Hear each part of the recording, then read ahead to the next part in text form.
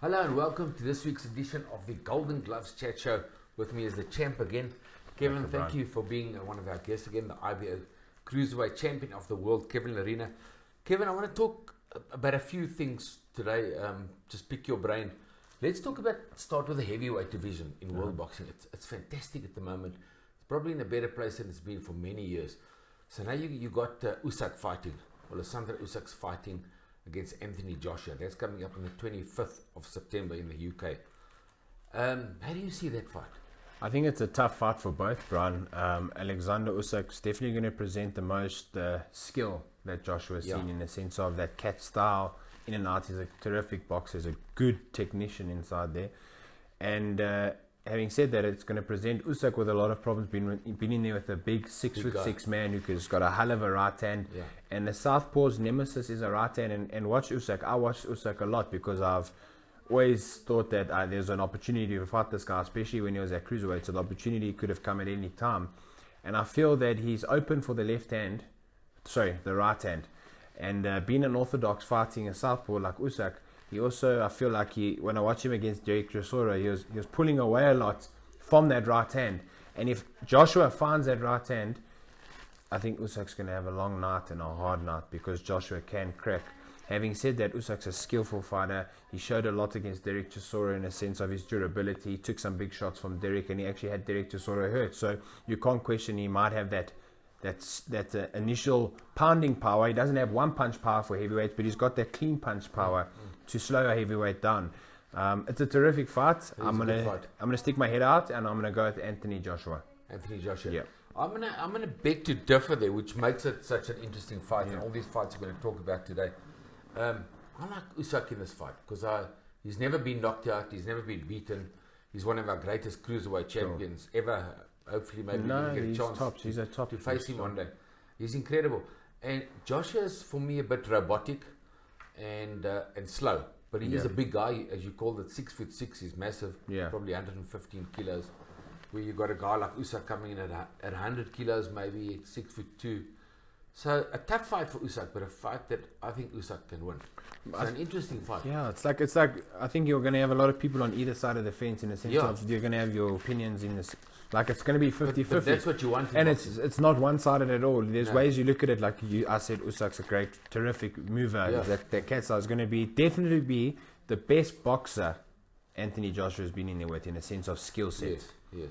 And I think it's going to be the strongest man Usyk's been in there with. Yeah. So now I think it's all about how the fight plays out. Yeah. Anyone can win. Of course, it is, yeah. Look, I won't be surprised if Joshua wins, but I think Usyk could. And I won't be surprised if Usyk wins, because he's a good boxer. That's what makes it such a good match. And having said that, I think everyone's like, he doesn't have that one punch heavyweight power. People forget the continuous pounding of barrage of punches. Finding the mark will slow any man down. He's accurate. Yeah, and that's what's great for boxing, is that the best are fighting the best. Yeah. But we didn't think that put Usyk in so soon with Joshua, but it's happening. So it's a great fight. So we look forward to that on the 25th of September. Then on the 9th of October, it's been signed, the third fight between Tyson Fury and, of course, Deontay Wilder.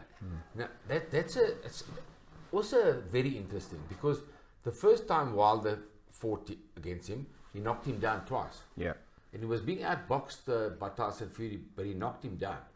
And it was a draw. I thought Wilder won. A lot of people thought Fury won, but it doesn't matter. Now the second fight happens. Sure. So now you think that I thought Wilder's going to bomb him out in the second fight. So it was a change of exact opposite. You got Fury came into the ring 15 kilos heavier, I think. Yeah. And he jumped. He's not a puncher, but he's 6'9" and 115 boxing, kilograms. He thought. Heavy hands. And he just jumped on Wilder and he smashed him in 3 rounds. What do you think about the third fight, Kevin? Look, going back to what you said on the first night, I think Wilder did have the upper hand, in the sense of he hurt Fury, put him down. But we also got to look back and say, where did Fury come from before that fight? Remember, he went through all that mental depression, and he didn't have the best time for like 1 to 2 years, especially after he beat Klitschko. So that was an initial big comeback fight. So he lost, but a lot of people thought he won. I thought it was that close, so I decided a draw was probably the best decision. The second fight, maybe it was the worst night of Wilder's life. Maybe he had a terrible night, and just Fury had his number that night. and put it on him, and he stopped Wilder. But maybe it was not the Deontay Wilder that was there for the first fight. So I think the third fight. Do you think that it just stopped me and said that all those excuses he made, that the outfit was so heavy and draining? Yeah, look, I'm a man of, you take your wins and you take your losses like a man. That's bullshit, and I don't appreciate that. What I'm saying is, maybe he had a bad night. We've all had bad nights in the ring, where you're not at your best, and on some people you're going to lose those nights. Take it. So, if you have a bad night and you get a win, count yourself lucky. Maybe he had a bad night and he lost. He should have said, this guy found my chin. I couldn't get going. He stopped me. The whole thing about the weight and the trainer sparked him, and that's just excuses, and I don't respect that. For the third fight, I've seen a change in social media is one thing. I've watched Wilder train, and training and sparring and hitting the pads is not a fight. But he does look really hungry to beat Tyson Fury. The playing fields are level now. It's 1-1. Well, 1.5, in the draw. It's kind of 1-1. And I think it's going to be a hard night for Fury. I really do. A lot of people, I know Fury's a great boxer. He's probably the best heavyweight boxer. If you take Usyk out in terms of skill and awkward, and I think when you're in there with him, it's a different ball game. If Fury can stick to his game, a good game plan, and box Wilder and not get in a dogfight, he'll win, and possibly could stop Wilder again. But if he gets caught in the trenches and they start teeing off on one another, then it's a 50-50. Yeah. I'm going to go with Tyson Fury again.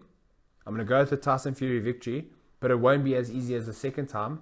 But I won't be surprised if Deontay Wilder shows a new level, because it looks like he's taken his training up a notch, and regardless of what he's done, I think he'll pose a threat for any heavyweight due to his punching power. Yeah, I hope so. It'd be great for boxing if it's a good fight. If Wilder gets up for it and gives Fury a run for his money. Because Tyson Fury talks a great game. Yeah. He is a good fighter. And I agree with you. I think Tyson Fury will outbox him and possibly win. But hopefully it's a much better fight this time. And no more excuses from Wilder.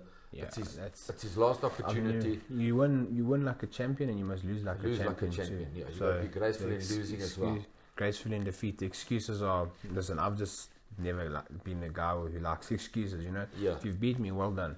Yeah, exactly. We'll be back. I'm not going anywhere. Exactly. You'll find me out for the trilogy. That's what he should have said. I believe if you put 100% on the line and you get beaten, well, you take it like a man. By saying like the bodysuit you wore into the ring was too heavy. Shut up, man. You're bench pressing 120 kilos. You're walking with a weighted vest on. There were so many stories. Anyway, let's stay with heavyweight boxing now. Let's talk South Africa, our country. A young man by the name, he's 25 years old, is young in boxing, Wilhelm Nebe. Trains with Alan Tawil Jr. Yeah. This guy's only had 6 fights. Alan says he walked into his gym about 2 years ago, barefoot from Potchefstroom. He's a character. The hair's all over the show. He was 150 kilograms. He's come down to 125. He's a big man. He's like a rugby player, 6'7", almost as tall as Fury, in fact. And he gets in there and he bombs the guys. Okay, he's only had 6 fights, so we don't really know. Golden Gloves have signed him. We're all excited about this guy, hoping to have the next great heavyweight in South Africa, which we haven't had since the great Corey Saunders knocked out Klitschko and Gerrie Coetzee's time in the 80s. So we haven't had a good heavyweight. What do you think about this Wilhelm Nebe? So the first fights I ever watched of his was only his last show when he was on the Golden Glove show.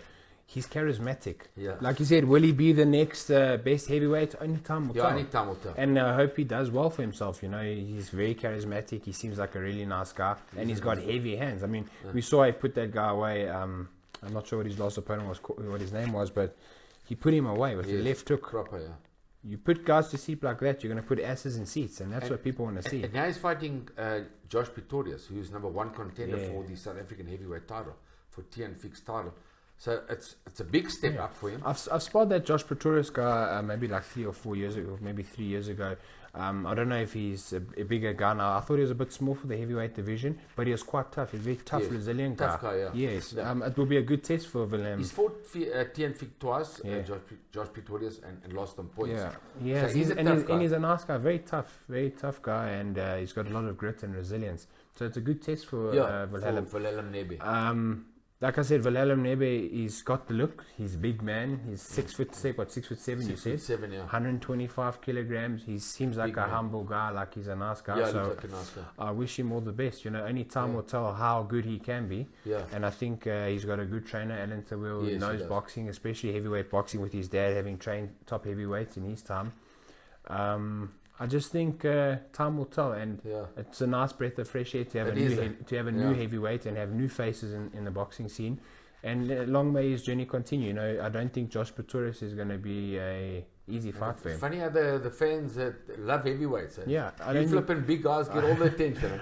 Josh Pretorius is a tough guy, so it's also a good test for Wilhelm. Yes. His last It's a very opponent. good test. I think his last opponent was his debut, if I'm not mistaken. I think so. The guy was making his debut. Harold's guy, yes. Yeah, so I mean, it's also hard to say. Maybe that guy also had potential. He just got sparked out by a guy who was 4-0, 5-0. You know what I mean? So maybe. But it's exciting. Like you say, it's a breath. Heavyweight boxing is exciting. Yeah, the big guys can crack.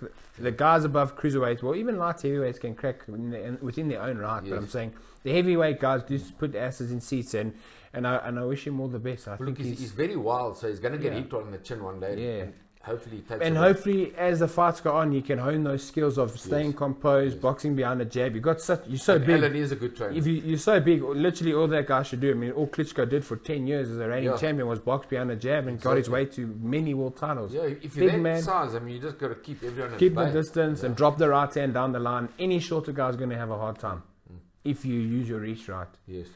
But Kevin, that's on the 25th of September, of course, Wilhelm Nebe, and he's on the same tournament as. There's two SA title fights. I want to talk to you about these two SA title fights.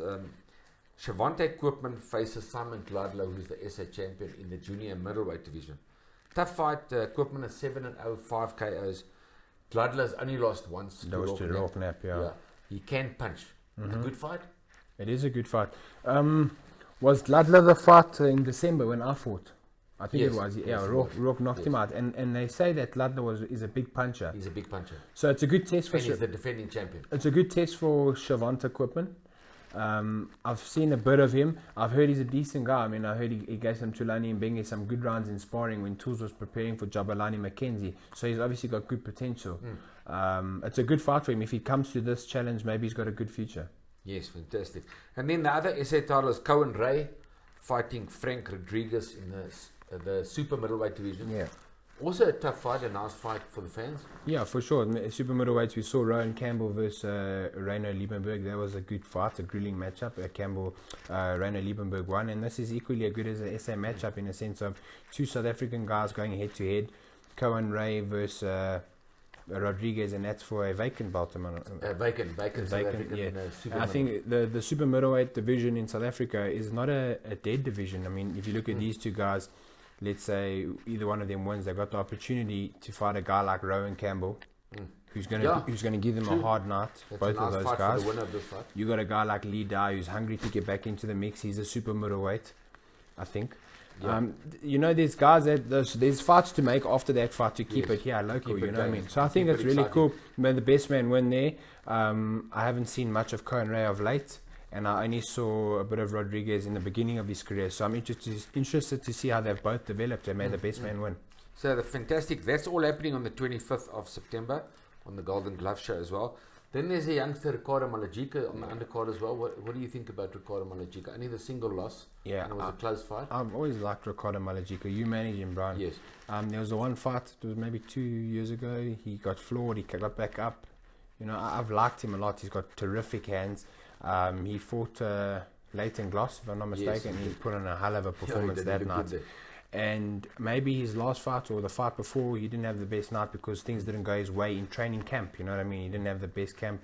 I think there's a bit of issues with him and his team, or not you, and whatever he was doing. So hopefully now his head's cleared. He's got a good headspace, new team. He's got you as a manager, and he can come out there and do what he does best. Yeah, thanks, Kevin. Well, that's Triple Treat on the 25th of September at Empress Palace. A fantastic one to look out for, brought to you by Golden Gloves, Palace Bet, and of course RDG.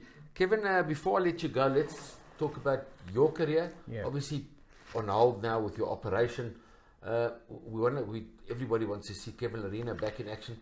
tell us where you think you're going. I'm hungry to get back. I just want to get back and fight. You know, just COVID and injuries. It's been a bit of a nightmare. But that's a sport. No sportsman, well, not a lot of sportsmen are going to have injury-free careers.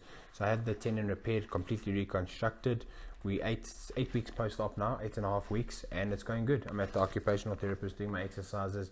I was hoping to get back in the ring by December. Rodney wouldn't wanted me to fight in December. I just made the educated decision to say, look, let's make sure my hand is 100% because there's no mishaps now with 3-4 years of my career left. So we look to fight in early January, late January, early February, perhaps for a cruiserweight world title, perhaps challenge for a new belt, super cruiserweight belt, you know, make a division. Cruiserweight. Yeah, well, that's the WBC one. I think super cruiserweight is what it should be called. You know, you get middleweight, you get super middleweight. Yeah. And I think the IBO is looking into that. Better, yeah. I think the WBA was looking at it as well, and there's no better man to be the first champion than me. So I want to be the IBO super cruiserweight champion. I'm a 7-time IBO champion, defended the belt 7 times, diamond ring champion. And if Ed Levine approves the new weight division between 90 and 100, well, I'll be the man to beat in that division, and I want to fight there. I'm comfortable there. It's a step in the right direction to move up for big magnitude fights. I'm not saying I'm a heavyweight, but when the money's right on the table, you say Lerena versus Dylan White, Lerena versus Pavotkin, Lerena versus Parker, those heavyweights, then we can talk heavyweight boxing. But for now, I want to make a name, become a 2-time world champion in the same 2-weight division world champion, cruiserweight, super cruiserweight. That's what my goal is. If people hear me about it, well, let's see. I've told Rodney that's what my intentions are. And the truth be told, I struggle to make cruiserweight, Brian. You know, I'm a disciplined guy, just like you were in your career. You know, I live a clean life. And if I'm walking around 103, 104 kilos, how must I make 90? And it does to the viewers out there that don't know boxing from the weight point of view. As you get older, it does get much harder. So I've I noticed turned professional as a junior lightweight. I was 19 years old. When I got to 25, I was taking off like 10 kilos. Spot on. That's what I realized. Like my first 22, from the age of 22 to like 26, I was making cruiserweight easy. Like 2 weeks of changing my diet, making weight. 27, 28, 29, I was like, man. Tough. 10, 12 kilos with 3 weeks to go. And then you look in the mirror, you're going, I'm lean. Yeah. You grow. You don't want to be weak. Negative. I mean, you know, I think you're a great IBO champion. I'm a firm believer you should fight in the weight division where you're strongest at. Whether you're small in that division or not, you got more durability. From a medical point of view, you'll take a better shot. Fact. In the sense of if you're drained and depleted, you'll get sparked out because there's no fluid around your brain, between your brain and that skull. Your legs are gone. I think you're going to see the best of me at my natural weight because when I spar, I feel that's the best of me, and that's me sparring at 100 kilograms. Then I go weigh in on the Friday at 90.7. By the time I walk into the ring, I'm 100 kilograms. That also can't be so good for the body. Maybe it is good because the cruiserweights I fight, they look like small guys. I say this guy's so small. You know, legitimately, I look at cruiserweights. I say these guys are small. Small, yeah. Compared to me. Yes. And maybe that's maybe that's my advantage. Or maybe it might be a disadvantage that I'm not fighting at my true walk-around weight. I think you have used it to your advantage. But as you get older, that's exactly what we started the conversation. It gets harder to take that weight off. So you don't want to be a weak cruiserweight. And I think I'll make myself a weak cruiserweight now if I start to deplete myself. Just now how I am training, let's say I train, eat a good clean diet. If I'm eating a clean diet, training 2 to 3 times a day and weighing 100, what am I doing wrong? Not much. It's just how my body's turned out to be. And I have filled out. If I look at photos, like I was looking at photos with Geraldine, I said, Arthur, man, look how small I was. Yeah. I look at myself now, I say, have I gone fat? Like, what's going on? We all got fat in lockdown. I think your body does change over the years. And you do fill out more and you get belly strength. It's harder to get that weight off. IBO Cruiserweight Champion of the World, Kevin Lerena. Always a pleasure to have you in the studio. Happy birthday to you, though. Thank you. Must tell the viewers it's your birthday. It's my 60th birthday. 60s never looked that good. Thank you very much, Kevin. And it's always great chatting to you. And this is definitely not the last time we're going to chat on the Golden Gloves Chat Show. Look forward to your career and you fighting again early next year. From me, Brian Mitchell, thank you for watching.